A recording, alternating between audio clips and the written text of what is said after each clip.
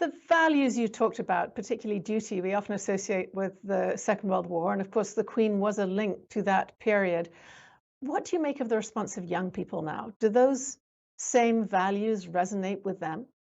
Well, it's interesting. Let me just say one thing. I read a comment today from Paul Keating, who's the former Prime Minister of Australia, an avowed Republican, and he put it very well. I think he talked about how in the 20th century there'd been if you like, a privatization of individual feeling. He didn't quite put it like that, but he used a phrase like that.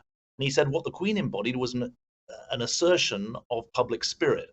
And I Hmm. don't think that is a historic or 20th century idea.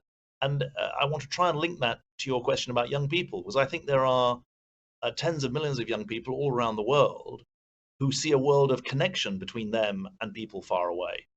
And they haven't privatized themselves into their own cubbyhole.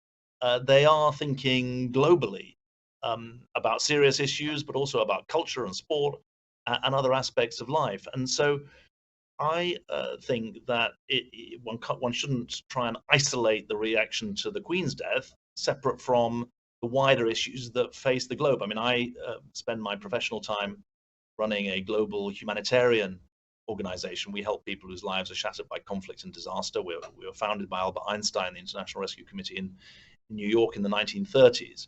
So we take the global view, and what we see is the consequences of an undermanaged and mismanaged global commons. My point Mm. in answering your question is that that undermanagement or mismanagement of the global commons is something that's felt profoundly.